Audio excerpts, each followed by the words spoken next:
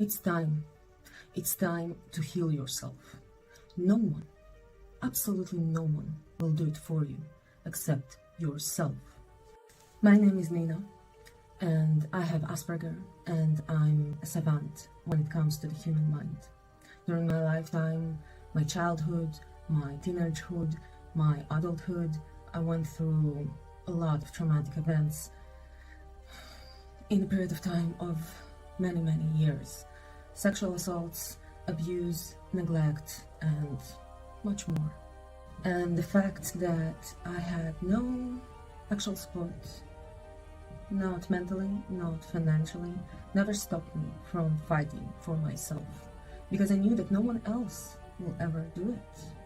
And I'm here to teach you, to lead you, and to explain you exactly how I did it, how I managed to heal myself in less than 6 months from more than 30 years of trauma.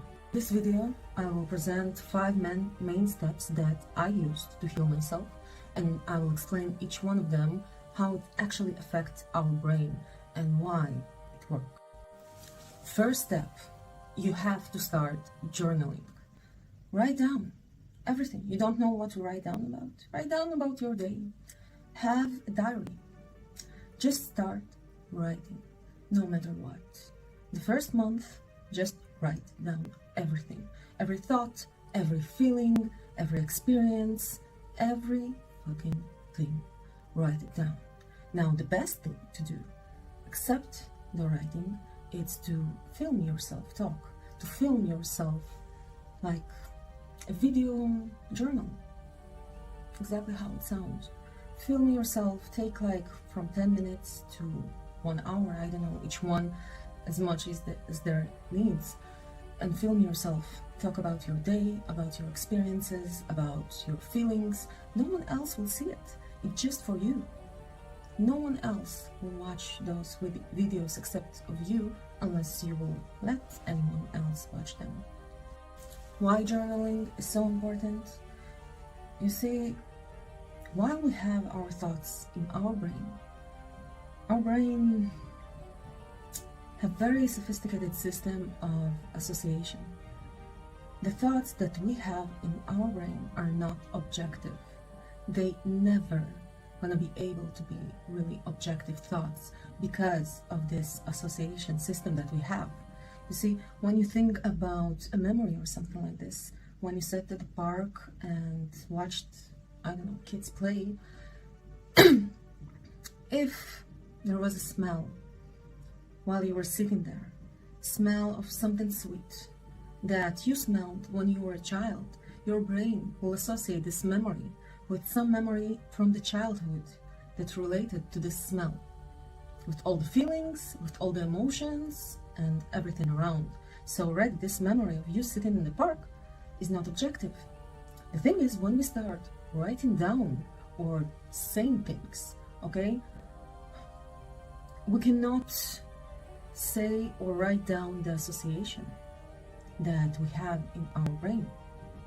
So we write down or say the events as is.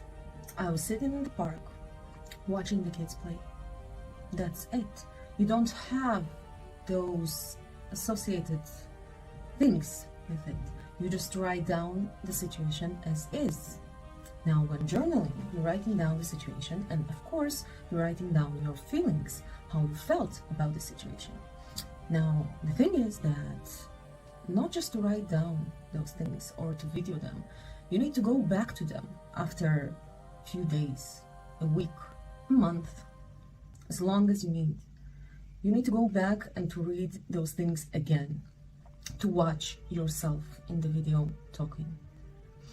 Now, it's very important to do the video journaling, because you see, when we usually talk, we cannot see ourselves. We're not hearing ourselves from some outside perspective. And when we actually making this video journal and go over those videos and we hear ourselves and we see ourselves talk, our brain play kind of trick on us. because then we see ourselves as stranger, from a stranger perspective, from outsider perspective, as someone else. And then we see the situation a little bit different than how we had it in our brain. Again, because the association system, we cannot objectively see ourselves when we are in specific situation, when we have specific feelings. That's why it's so important to write it down and film yourself talk, and come to this later and watch yourself talk as a stranger. Do a play role play, how we call it in English, and watch yourself, imagine yourself as your psychologist or a friend that listening to another friend, or that listening to his patient. Step number 2, trigger yourself and video your response. Yes, you heard me right. You need to trigger yourself. Trigger yourself, of course, you need to be in safe environment, be with yourself, in the room, whatever, and start triggering yourself. Of course, you need to do it after the first stage is comfortable enough. When you feel comfortable enough to video yourself, when you feel comfortable enough to journal, to write down everything, you need to start triggering yourself. If a certain video triggering you and making you feel all kind of anxiety, fear, sadness, whatever, watch this video over and over and over and over and over until you will not going to be able to hold it inside of you. You will need to cry, to talk, to be mad, to say everything you need to say. Why it's triggering you? Why? Write it down. Video yourself, saying why it's triggering you. If it's a certain video yourself talking to the creator, telling him why it's triggering you so much, why this video is so triggering for you specifically. Go as low as possible. You need to cry. You need to feel sorry for yourself. Feel sorry for yourself. Just write it down, video it. Video yourself. The reason it's so important to trigger yourself, because most of the time, the things that's triggering us are completely not the reason why we're triggered. I'll give you an example of the thought process, why things are triggering. If, for example, my manager at work yelled at me, I was really triggered. I came home, I started crying, I was triggered, he yelled at me. Okay, let's take it deeper. Why I'm so triggered from him yelling at me? Okay, because I'm so triggered because it made me feel small, it made me feel unheard, it made me feel stupid. Okay, why it made you feel so small and stupid? Maybe you are so small and stupid. Why it made you feel this way?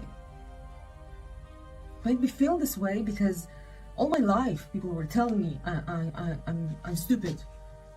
Okay, all your life, who were those people that were telling you that you're stupid, and in what situation? Well, when I was a child and I tried to decorate my room, my mother would come and yell at me and say that I'm stupid for doing this because I ruined the walls with my paintings. Here it is. Here it is. You're triggered, not because the manager yelled at you. The manager yelling, I'm not saying that it's okay, right? I'm not saying that it was the right thing from the manager to do, but right now the manager is not our issue. We are, okay? So we're here not to fix the manager, we're here to fix ourselves, first of all. So here it is, that it's not the manager, it's this childhood wound where you're trying to decorate your room and trying to do something beautiful. You're a child, you had no idea that drawing flowers on the walls means that you're ruining them. But we found the problem, we found the root of why you're getting so triggered when people yell at you. Step 3. After we start feeling comfortable enough with triggering ourselves, and we suddenly feel that not a lot of things triggering us anymore, because we actually investigated all of them. We know why each thing making us feel any kind of trigger. So right now, not a lot of things triggering us anymore, because when the manager yells at us, we know that there's nothing to do with us today, because we were triggered because of our childhood trauma. Okay? So the next step that we need to take is start reflecting over each traumatic event that we remember in our lifetime. Each traumatic event where we were hurt in any type of way. If it was with the manager, I want you to start reflecting on this event and write down the event itself as is, without any feelings, without how you felt about it, without what you thought about it, nothing like this. Just the event itself. Manager yelled at me. And the next thing, next to this row of manager yelled at me, write down why.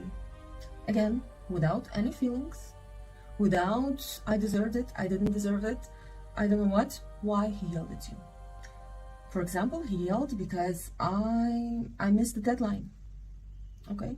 As simple as that. Why my heart was broken by someone? Because I didn't put boundaries. Why this happened? Why my house was flooded? Because I didn't prepare my house in the right way for a flood. Okay? As simple as that. Black on white. Just write down. Write down those things. Now, what it's making your brain to acknowledge is that you actually have control over everything. Because in this specific exercise, you actually taking accountability over things. Okay, my manager yelled at me because I passed the deadline. You just took accountability over whatever you did. My house was flooded because I didn't prepare it right. You just took accountability about this thing, about why your house was flooded. Is it fair? It's not fair. It doesn't matter right now. This is not the issue. You cannot change it. It already happened. Okay? It already happened. We're working on the future. We're working on fixing ourselves, our points of view, our perspective, our mindset, so we will not do the same mistakes again, so it will not happen to us again. Okay? No feelings. The event and how this event caused. And because you are the main character in this event, it was caused by you somehow. Maybe you just were in this place, okay? Maybe you just were in the wrong place, wrong time, okay? It doesn't matter. Just write down why it happened to you specifically. Why this event happened to you. Event and why it happened to you. Okay? As simple as that. When you're doing this exercise, you subconsciously letting your brain know that you have control over things, that things are not happening to you. You have control. And even if the things that happened were not fair, were wrong, okay? Right now, it doesn't matter because they already happened, okay? They already happened. If you will say, no, it's not my fault, it doesn't matter, blah, blah, blah, because it wasn't fair, it will not change the events. We want to know how we can avoid those events in the future.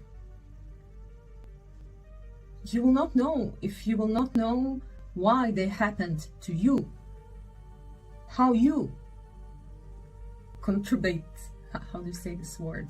Contributed to the event. Again, maybe you were just in the wrong place, wrong time. Write it down. I was in the wrong place, in the wrong time. Start with that. Your heart was broken. Write down every event in this relationship that happened, that broke your heart. I was cheated, I was this, I was that, because I didn't put enough boundaries, because I didn't communicate, because doesn't, again, we're not looking for who fault was that. We're not looking for who fault was that. We're looking why you were in this situation at all. How come it happened to you? Why? You didn't magically appeared there. It didn't magically just happened. Okay? Somehow you were part of the narrative of why it happened. So we're not looking for whose fault is that, who is not, is it fair, is it not fair? Just write down situation and why it happened. And be brutally honest with yourself. You're the only one that's reading this. Be brutally honest with yourself. It's gonna hurt? Yes. But I'm sure it's not gonna hurt more than the situation itself. Stage 4. Now, after you went through all the situation in your life and you find the reason why you were part of them, after you feel already comfortable doing that, this is the next stage. Now, I want you to put yourself in the shoes of the person that caused you this pain. In all the situation you wrote down in the previous stage. Now, again, no feelings.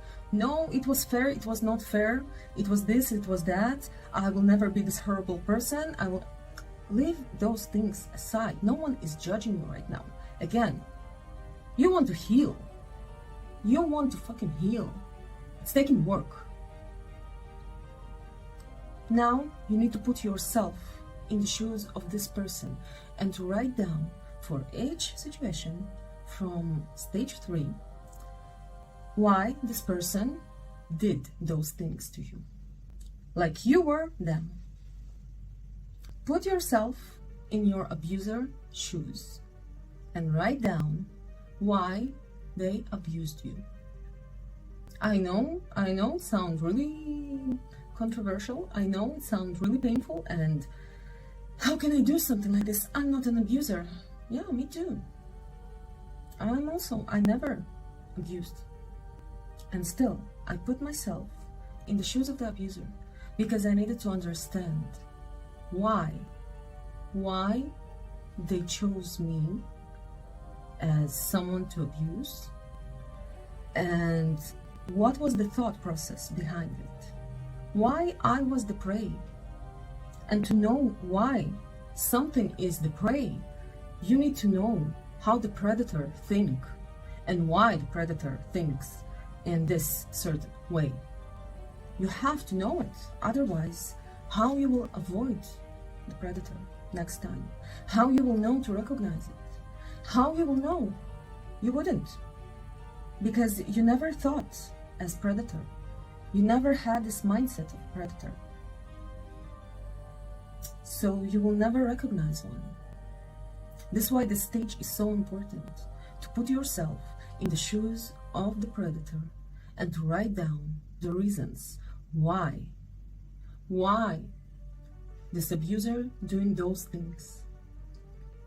I will give you a secret. Usually, after doing this stage, you will find out that you actually feel really sorry for this poor person, because you will find out that the reason why someone will do such things, the reason is actually really pity, how do you say it? Because those are usually people that need someone's pain to survive, and they need this pain because their own pain is so strong that they need someone else to share it with them. This is usually the reason. So, no feelings. Just write down every situation from the previous stage and write down the cause to the situation as the one that caused it, the one that did it. As simple as that. Understand the mind of the person that is abusing or hurting others. And after you actually manage to put yourself in the shoes of the abuser, and you understood how their brain actually works and what are the reasons that they cause pain to other people, now the final stage is to reflect again on all those things you reflected on stages 4 and 3. But now you will write down the situation and you will write down how you would avoid it. If it happened to you today, with all your knowledge that you have, with all your experience that you have, how you would avoid it today. What would you do? Now you will write it down after you experienced both sides, so you know how both sides work. So you basically know all the rules, you know all the game, you know all the moves that each side is going to take, because you reflected over them in the previous stages. So now you know what actions you would take in order to avoid those situations today. If you were presented with them, what would you do? And this stage also, it's very important, because again, it gives you back all the control over your life and over yourself, because you actually have solutions. You actually know what to do. You understand that you know what to do in case that those things will happen again. So they will not happen to you again. You will not let them to happen to you again. Because first of all, you went through them already. You know how it feels. You put yourself in the abuser's shoes. So you know why the abuser behaving this way and what may be their next steps. So you know how to recognize the abuser. You will see a narcissist from a mile, because you will recognize every little thing he does, and you will know why he does each thing. And with stage 5, you just wrote yourself a manual how to avoid every abusing situation. Now, of course, every situation is going to be different, but you just rewired your brain to have completely different mindset, to think differently. You're not just prey. You're not just prey anymore, because now you can see everything from every perspective. You know how everything works. You will not let yourself to be a prey again, because you teached your mind that you have control over the situation. You choose. You're the one that choose to be or not to be in a specific situation. You taught your mind how to recognize abuser, how to know if this person may cause you some kind of pain. You taught your mind to do it by practicing and putting yourself in the shoes of this abuser. And then you taught your mind what you can do in case it will happen again. As simple as that. So as a result, not many things, if at all, will trigger you, because you will know the deep cause of this trigger. You will know that if it will happen today, this deep cause, you will know how to avoid it. You will know how not to let anyone to do the same things to you again. And you will know how to recognize it. You have the power. You have the power. So now when you see some kind of video that used to trigger you because they say some things that bringing up some deep-rooted pain, it's not triggering you anymore. Because you can also recognize why those people are so mean when they talk. Because you put yourself in their shoes before. So you know why they talk like this. So you're not offended because you know that it's not about you. You have nothing to do with this. And not just that you have nothing to do with this, you have the whole control over yourself and over putting yourself in the situation or not. This is how you do it. This is how you heal yourself. And it's a very painful process, okay? I'm not trying to make it sound like, oh, I will write down a little bit and that's it, magically. No, it's really painful process because you have to face all of yourself. You have to face those times when you will realize that you were the one that's letting others to abuse you. It will feel like self-betrayal, like you betrayed yourself. How could I do it to myself? I did it to myself. I cannot blame others. It's really hard to acknowledge something like this. It's really, really painful, really painful. But the minute you will be able to do it, you're gaining full control back over your life. Because while you feel triggers, and while other people can make you behave as they want, you have no control over your life. Because if you're not going somewhere because you feel triggered going there, you're not the one that's in control. You're not the one that's deciding where you go or not. Because then anyone that knows that you're getting triggered from, I don't know, hearing something, the minute that they want you to go certain place or not to go certain place, they just can use those triggers and you will stay home or go somewhere or whatever. They will use you like a puppet, you know? And this is the exact thing that we want to avoid as people that were abused all their life. We were those puppets to other people. And it's time to become ourselves without any control from anyone else. It's time for each one of you to take your life under your own control without depending on anyone to not trigger you somewhere, without waiting for anyone to save you or understand you or behave different towards you. No one owes you anything. And so are you. You also, you don't owe anything to anyone. You don't. If someone making you think that you do, again, journal it, write it down. Why they think that you owe them something? Why you think that you owe them something? Write it down. In those 5 steps. Good luck.